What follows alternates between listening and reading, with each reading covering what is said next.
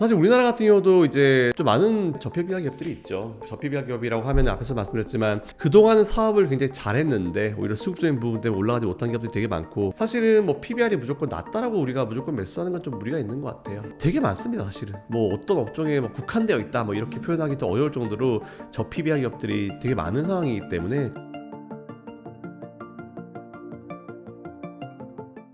저는 김선영의 이클래스라는 유튜브를 운영하고 있는 김선영이라고 하고요. 매번 이제 투자 경력에서 제가 뭐 느끼고 생각한 바를 여러분들께 좀 공유해드리기 위해서 또 다양한 활동을 하고 있고, 신사임당에 또 다시 한번 출연하게 됐습니다. 일단 1월 달에 굉장히 분위기가 좀 안 좋았는데 2월 달엔 그래도 어느 정도는 좀 커버링하는 느낌이 좀 있긴 있는 것 같아요. 근데 여러 가지 이슈들이 좀 꼬이면서 수급이 뭔가 시원한 느낌이 들진 않은 것 같고, 그렇다고 해서 이제 이게 또 아예 내려가는 시장 분위기는 아닌 것 같고, 최근에 좀 특징적인 부분은 코스피랑 코스닥의 분위기가 좀 달리 가고 있는 것 같습니다. 그러니까 예전에는 양쪽 지수가 좀 같이 올라가는 느낌이 좀 있었던 반면에 오늘 같은 경우도, 촬영하고 있는 오늘 같은 경우도 코스피는 좀 강한 모습을 보여주고 있는데 상대적으로 좀 올라가고 있는 모습 보여주고 있는데, 코스피 같은 경우는 이제 떨어지고 있죠. 물론 이제 코스피 안에 있는 업종들 중에 몇 가지 업종이 좀 하락을 하면서 영향을 좀 주고 있는 것 같은데, 지금은 한 업종 내에서도 마찬가지지만 이 전반적인 지수를 봤을 때도 좀 뭔가 차별적인 어떤 시장 분위기가 좀 이어지고 있는 것 같고, 이러니까 당연히 개인 투자들은 조금 투자할 때 방향성이나 아니면 이제 컨셉 잡기가 좀 어려운 그런 시장인 것 같습니다. 아무래도 구성하고 있는 기업들의 어떤 업종에 따라 움직이고 있는 것 같아요. 뭐 최근에 아무래도 코스닥 쪽은 2차전지 관련 업종들이 이제 좀 강한 모습을 보여주고 있잖아요. 그래서 2차전지 관련 업종이 어떻게 움직이냐에 따라서 코스닥의 좀 분위기가 좀 달라지고 있는 것 같고, 일단 장 초반에는 뭐 분위기가 괜찮았다가 좀 분위기가 안 좋아지고 있는 것 같아서 시총 상위 종목을 보면은 2차전지 지수나 아니면 이제 구성하고 있는 상위 종목들이 좀 움직여주고 있는 그런 분위기인 것 같습니다. 그래서 일단 지금 구성하고 있는 기업들의 어떤 분위기에 따라 좀 달라지고 있는 것 같고, 특히나 최근에 우리나라가 이제 저 PBR 기업들 이제 밸류업 프로그램을 하면서 아무래도 처음에는 뭐 물론 이제 코스닥까지 좀 늘리겠다는 얘기가 나오긴 하지만 코스피 위주로 좀 구성되는 느낌이 좀 강했어요. 그렇기 때문에 오히려 양쪽 시장을 봤을 때 저 PBR 하면은, 저 PBR 기업 하면은 아무래도 코스닥보다는 코스피에 좀 많은 게 사실이기 때문에 아무래도 그런 정부 정책과 관련해서도 좀 영향을 받고 있지 않나라고 생각했습니다. 비슷했던 것 같아요, 우리나라랑. 근데 뭐 일본 같은 경우 잘 아시겠지만 이제 예전에 한번 크게 한번 잃어버린 몇십 년 하면서 전반적인 분위기가 쉽게 살아나지 못했었죠. 뭐 대표적인 디플레이션 국가였기 때문에 좀 그런 외부적인 이슈들이 좀 있었는데, 사실 이번에 뭐 저 PBR 기업들에 대한 어떤 정책들을 봤을 때 못하고 있는 기업을 밀어주는 분위기는 아닌 것 같아요. 오히려 잘하고 있지만 뭔가 수급적인 부분이나, 아무래도 수급적인 부분 하면 이제 외국인들이 위주가 되겠죠. 뭐 기관들이 요즘에 계속 단기적인 매매를 하고 있기 때문에 외국인들의 수급이 좀 중요한데, 외국인들이 또 무조건 PBR이 낮다고 매수하지는 않습니다. 그래서 이제 PBR이 낮다 하더라도 뭔가 좀 모멘텀이 되는 기업들이나 진짜 잘하고 있는 기업들, 잘하고 있는데 수급이 들어가지 못해서 못 올라가고 있던 기업들이 많았기 때문에, 사실 일본은 제가 이런 표현을 좀 써요. 원래 잘 달리기 잘하는 애들한테 날개를 달아준 거다, 이런 느낌이고, 우리나라 기업들도 아마 그렇게 될 겁니다. 원래 달리기를 잘하는 애들한테 날개를 달아주는 분위기로 가는 거지, 달리기를 잘하지 못하는 애한테 날개를 달아주는 그런 식으로 정책이 튀지는 않을 거거든요. 그러니까 지금은 정책을 이런 걸 하겠다라고 이제 발표를 하면서 추가적인 어떤 안들이 나오고 있죠. 이렇기 때문에 아직까지는 뭔가 이거에 대해서 정확하게 이제 수혜를 받는 업종, 기업이 딱 뭔가 나왔다기보다는 저 PBR 쪽으로 그냥 막연하게 수급이 좀 유입이 되고 있는데, 아마 좀 시간이 흘러가면서 정부도 이제 이런 기업한테 주겠다는 게 좀 본격화되는 어떤 내용들이 나오면서 이제 정말 저 PBR 위주, 기업들 위주, 그런 기업들 위주로 수급이 나오지 않을까 생각하고 있습니다.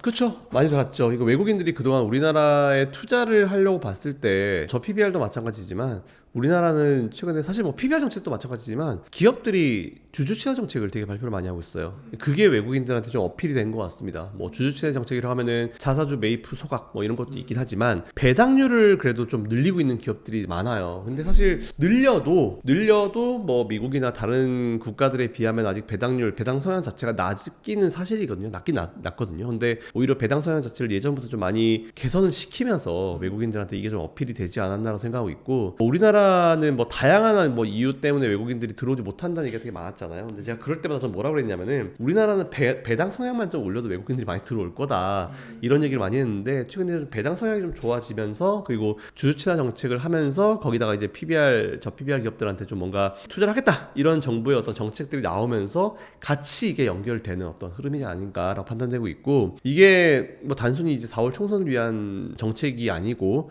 총선이 끝나고도 아마 우리나라 주식시장을 좀 살리기 위한 어떤 정책들이 앞으로 쭉 이어지게 되면은 우리나라 시장 충분히 뭐 긍정적인 방향으로 흘러갈 수 있다. 뭐 외국인들과 함께 뭐 이렇게 말씀드릴 수 있을 것 같습니다. 사실 우리나라 같은 경우도 이제 좀 많은 저PBR 기업들이 있죠. 저PBR 기업이라고 하면 앞에서 말씀드렸지만 그동안은 사업을 굉장히 잘했는데 오히려 수급적인 부분 때문에 올라가지 못한 기업들이 되게 많고 뭐 소비 관련 기업들, 뭐 백화점 관련주들이나 이런 기업들 되게 많은데 사실은 뭐 PBR이 무조건 낮다라고 우리가 무조건 매수하는 건 좀 무리가 있는 것 같아요. 그래서 일단 뭐 PBR이 낮은 기업이라고 하면은 사실 평소에도 우리가 좀 많이 관심을 가졌잖아요. 그러니까 저평가된 기업을 찾을 때 PBR 레벨 1 이하 기업들 뭐 이런 거 많이 찾았었는데 되게 많습니다. 사실은 뭐 어떤 업종에 뭐 국한되어 있다 뭐 이렇게 표현하기도 어려울 정도로 저 PBR 기업들이 되게 많은 상황이기 때문에 지금 오히려 업종에 대한 걸 찾는 것보다는 PBR 낮은 기업들 중에 실적을 잘 내는 기업을 찾는 게 뭐 그렇게 꼭 좀 그쪽 방향으로 이제 이어서 종목을 찾는 게 지금 좀 유리하지 않을까라고 생각했습니다. 일단은 PBR이라는 그 지표 자체도 우리가 뭐 일반 차트를 보시는 분도 마찬가지겠지만 보조지표 한두 개만 보고 종목을 고르진 않잖아요. 그러니까 PBR도 여러분들이 종목을 고르실 때 가지고 계셔야 되는 여러 가지 이제 조건 중에 하나 정도로 보시면 돼요. 일단 첫 번째로 걸을 수 있는 조건, PBR 레벨이 낮으면 낮을수록 좋다 뭐 이렇게 하고 있는데 사실 PBR 같은 경우도 허점이 없는 경제지표는 없거든요. 그래서 저도 요즘에는 항상 말씀드리고 다니는 게 PBR도 중요하긴 하지만 낮은 PBR과 함께 ROE, 자기자본이익률 이익을 내는 기업. 그러니까 저평가 돼 있다고 무조건 가는 게 아니고 실제로 기업이 실적을 잘 내야 되기 때문에 자기자본 이익률, 그러니까 말 그대로 자본 대비해서 이익을 얼마나 내고 있고 돈을 얼마나 잘 벌고 있는지 그 두 가지를 같이 이용하셔도 조금 많이 걸러낼 수 있거든요. 그와 함께 또 부채 비율도 좀 중요한 것 같습니다. 그러니까 보통은 말씀드릴 때 PBR만 신경 쓰지 마시고 PBR에다가 ROE 그리고 이제 부채 비율 이 정도까지 그리고 이자 보상 비율까지 포함시키면 되게 좋은데 보통 ROE가 높거나 부채 비율이 낮은 기업이 이자 보상 비율이 낮은 기업이 많지는 않거든요. 그래서 일단 기본적으로 PBR, ROE 그리고 부채 비율 요 세 가지 정도 같이 보시면은 아마 여러분들 뭐 사용하는 HTS에 종목 검색식 이용할 수 있잖아요. 거기다 여러분이 생각하시는 그 PBR 레벨 넣으시고 그리고 ROE 레벨 넣으시고 그리고 이제 부채 비율 이거 이하 이렇게 넣으시면은 종목이 좀 많이 검색이 되실 겁니다. 뭐 그 중에서 보셔가지고 지금 트렌디한 업종에 있는 기업들 매수하시면 오히려 조금 버티시면은 수익이 아마 좀 세 자릿수 나지 않을까요? 그리고 기본적으로 이게 PBR이 낮다 하더라도 그게 저평가 기업이에요. 그렇기 때문에 이게 정말 빠르게 올라올 가능성 요즘에는 뭐 저 PBR 빨 받아가지고 그래도 좀 뭔가 이슈가 됐기 때문에 올라오는데 기본적으로 저 PBR 기업들은 저평가 기업이기 때문에 이게 좀 시간이 필요합니다. 투자 수익이 날 때까지는 목표가 최종 목표가까지 갈 때는 시간이 필요하기 때문에 어쨌든 저 PBR 기업을 투자하실 때도 좀 장기 투자의 관점으로 들어가시는 게 마음도 편하실 거고 그리고 또 확실한 수익이 나기에 좋을 거다. 이 정도로 말씀드리겠습니다.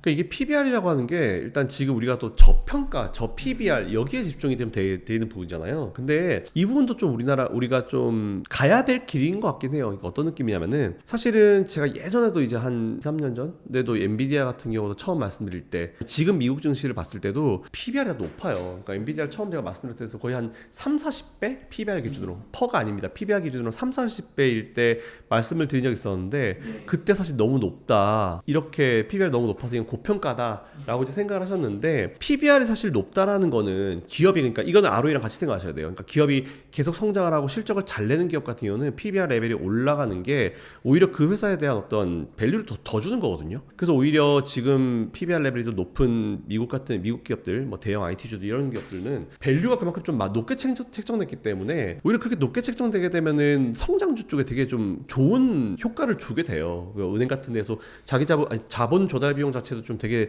적게 들어올 수 있기 때문에 이것도 우리가 좀 가야 될 어떤 고정관념을 좀 바꿔야 되는 뭐 그런 거의 일종일 수 있을 것 같은데 우리나라는 근데 미국이랑 좀 다르게 문제가 뭐냐면 저 PBR이라 하더라도 이제 ROE가 그러니까 매출이 실적이 딸리는 기업들이 되게 많아요, 사실은.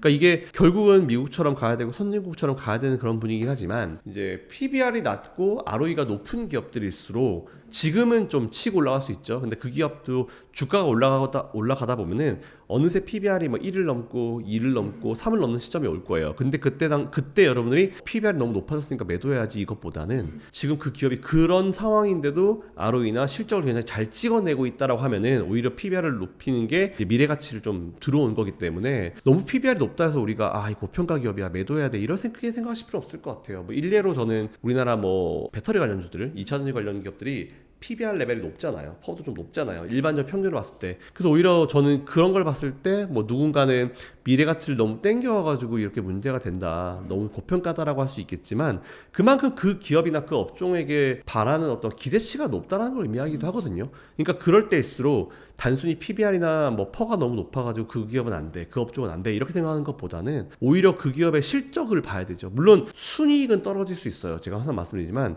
순이익은 떨어질 수 있지만 매출이 중요하죠. 지금은 얼마나 장사를 잘하고 있는지 매출이 그만큼 성장을 해주고 있는지를 좀 지켜보시면 될 것 같고 PBR이 높아도 매출에 대한 성장률이 그대로 어느 정도 유지가 된다라고 하면은 그 기업은 오히려 우리가 계속 투자를 해볼 필요가 좀 있을 것 같습니다. 하지만 매번 우리가 또 감시의 눈으로 봐야죠. 아무리 좋은 기업이라 해도 항상 이제 기업을 너무 사랑하지 마시라는 말씀을 많이 드리기 때문에 단순히 PBR이나 퍼가 높다 해서 그 기업을 투자를 안 한다. 뭐 너무 고평가다. 이렇게 딱 그냥 카테고리를 딱 지정해서 빼버리는 것보다는 매출이 워낙 잘 나오고 성장하는 그런 업종 같은 경우는 PBR이 높아도 밸류를 좀 많이 주네. 이렇게 되면은 뭐 계속 장사를 잘 해나가면은 그거에 맞춰서 주가가 올라갈 수 있겠네. 이렇게 생각하는 게 오히려 미국의 기업을 투자하는 어떤 느낌과 좀 비슷하게 볼 수 있을 것 같아서 전반적인 컨셉이나 전반적인 어떤 이 투자에 대한 사고를 그런 식으로 좀 전환시키는 것도 좋을 것 같습니다.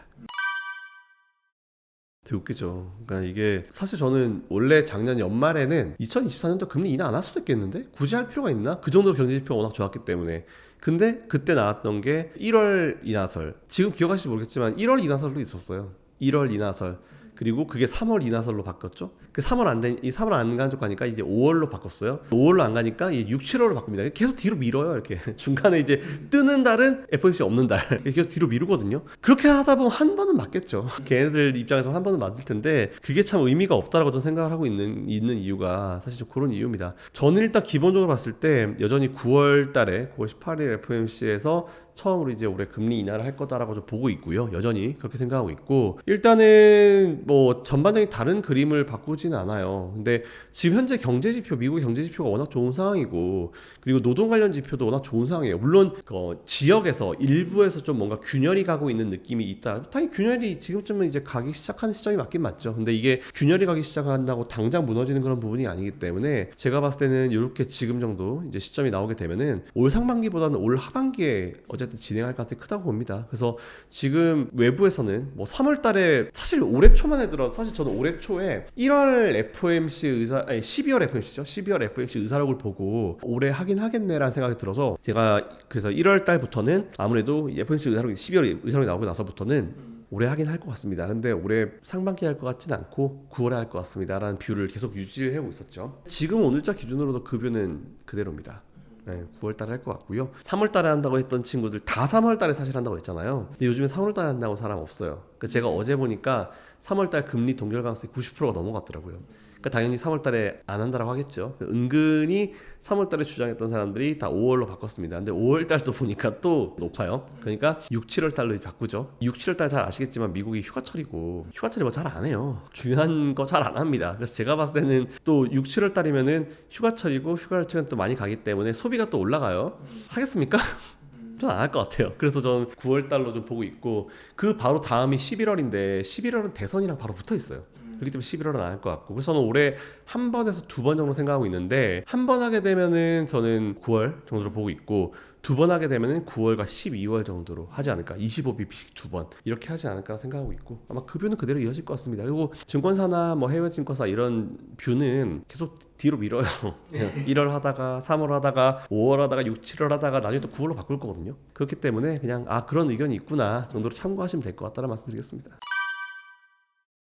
일단은 우리나라 증시는 제가 올해 1월달 기준 혹은 뭐 지금 기준으로 보더라도 연말에는 더 높은 자리에 있을 거예요. 제가 작년에도 똑같은 말씀을 드렸었고, 작년 같은 경우는 사실 이 말씀을 드리기가 참 어려웠던 게 경기 침체라는 얘기가 작년 초에도 있었고 작년 연말에도 있었고, 그래서 이런 말씀 드리기가 참 어려웠었는데 어찌 작년도 초보다는 연말에 좋은 흐름이 있었죠. 물론 중간에 좀 쉬긴 쉬었지만 괜찮은 분위기가 좀 있었고, 올해 같은 경우는 특별히 외부적인 이슈만 없으면 좀 조용히 갈 것 같은데, 올해는 우리나라가 4월달 총선도 있고 그리고 11월달에 미국 대선도 있고 그렇기 때문에 중간에 변동성은 좀 있긴 있을 것 같아요. 근데 올해도 지금보다는 좀 더 연말에 더 높은 자리에 있을 것 같다는 생각을 가지는데, 이게 예전에 막 금리 이제 막 부양책을 막 쓸 때처럼 정말 미친 듯이 올라가는 그런 시장 분위기는 앞으로는 없습니다. 앞으로는 이제 단기적으로 봤을 때는 와, 이거 시장 언제 오르지? 가긴 가나? 이런 생각이 들겠지만 한 3개월, 6개월 지나고 보면은 지수가 이렇게 올랐다고?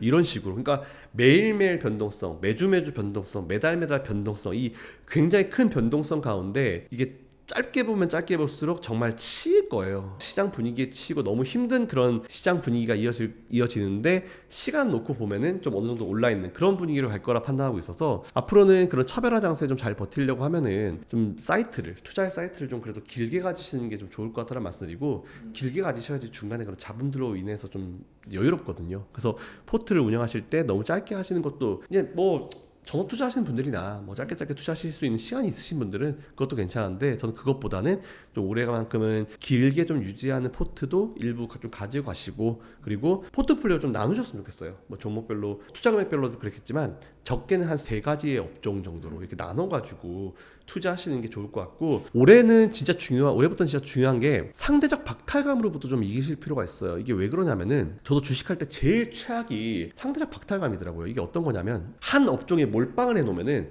장단점이 명확합니다. 그 업종이 치고 가는 시장이면은 매일매일이 행복하죠. 근데 앞으로는 그런 시장이 될 것 같진 않아요. 그러니까 이 종목이 치고 가다가 또 다른 종목이 치고 가고, 이게 오르락 내리락 하면서 이제 어쨌든 종목들도 올라가고 업종들도 올라갈 거기 때문에, 업종을 뭐 대표적인 업종을 한 3개 정도로 나눠서 들고 계시면은 서로 치고 하면서, 예를 들어서 오늘은 2차전지가 올라가니까 너무 좋고 내일은 또 반도체가 올라가니까 너무 좋고, 이런 식으로 이제 뭔가 상대적 박탈감으로해서 좀 내가 자유로운 그런 분위기가 만들어지게 되면은 투자 심리를, 이제 멘탈적인 부분도 좀 잡기 편할 거예요. 그러니까 올해는 포트폴리오를 조금 나누시는 전략도 좀 괜찮다. 물론 그렇게 되면은 한 종목 몰빵했을 때보다는 수익률이 늘어나는 어떤 시점이나 투자금이 늘어나는 그 시간은 좀 길어질 수 있긴 있어요. 근데 올해부터는 좀 멘탈 관리를 잘 하시고 싶으시면은 그 방법도 사실 제일 좋을 것 같아요.